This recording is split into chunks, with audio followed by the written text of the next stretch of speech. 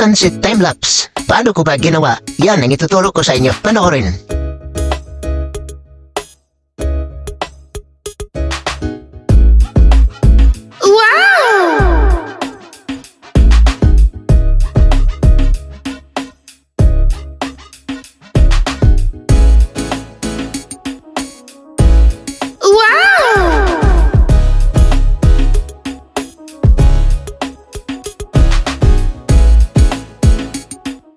Unang gagawin, mag-record muna tayo ng video na tulad nito. Nakikita nyo ba yung kaulapan? Normal lang yan. Ituturo ko sa inyo kung paano yan papalitan ng sunset time-lapse para medyo astig tingnan yung ating video. So, let's go. I-open natin ang CapCut. Magsimula na tayo mag-edit. Open CapCut. Pindutin ang new project. Tapos pindutin ang video recorded natin. Tapos pindutin ang add sa baba. I-play muna natin.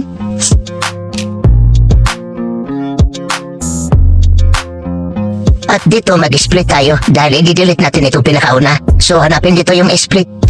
Yan. Pindutin natin yan. Pagkatapos itong pinakauna ito, i-delete natin kasi di yan kasali sa video natin. So pindutin natin ang delete. Tapos i-play natin. At dito habang umuupo ako, sa paggugayway ng aking kamay, isabay natin yung paglitaw ng sunset time-lapse dyan sa kaulapan. Dito natin banda ilagay yung video clip at kasabay sa paglitaw ng sunset time-lapse.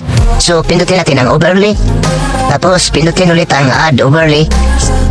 Pagkatapos i-add na natin yung sunset time-lapse.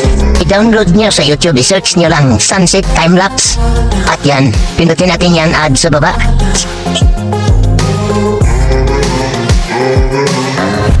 Nandiyan na siya yan. Pagkatapos i-adjust lang natin yan. Lagay natin sa kaulapan sa unang video. Yan, ipatong lang natin. Pagkatapos i-adjust natin. Yan, pagkatapos natin i-adjust, hanapin natin dito sa baba yung splice. Yan, pindutin yung splice. Pagkatapos dito mamili kayo kung alin yung tamang pag-blend ng video. So dyan mamili kayo. Yung napili ko ay itong soft. Yan, yun ang napili ko. So pindutin ko yan, tapos pindutin yung check sa baba. Tapos dito sa baba hanapin natin dito yung mask. Swipe lang natin pa kanan kasi di natin makita yung mask. Yan, pindutin yung mask. Pagkatapos pindutin natin dito yung horizontal. Yan, pindutin natin yung horizontal.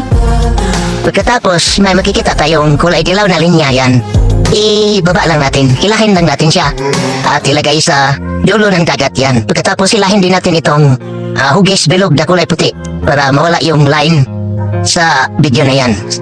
So pagkatapos natin yan, i-play muna natin.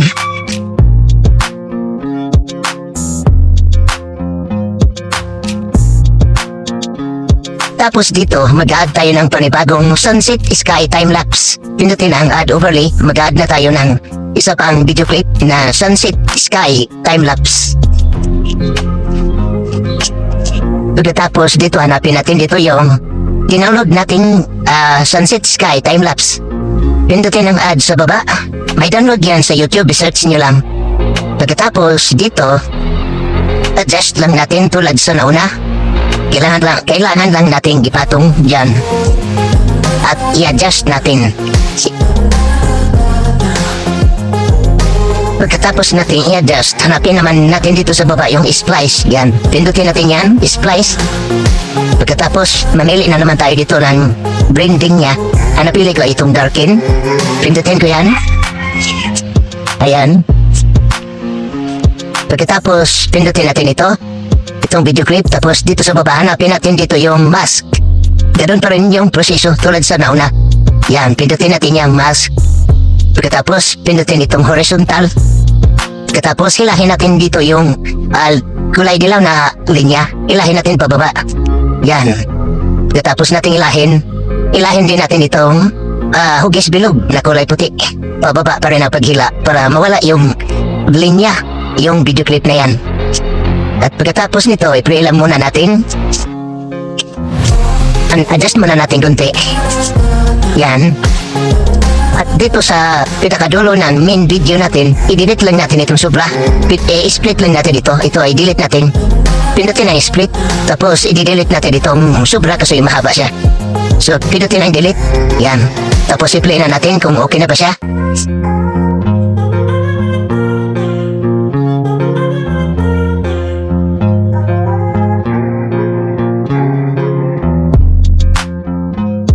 At yan mga kabistak, okay na siya.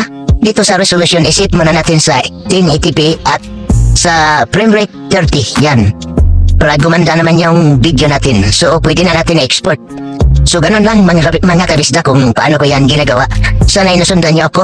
At maraming salamat sa inyong panonood. Huwag kalimutan mag-like, comment at mag-subscribe. Maraming salamat.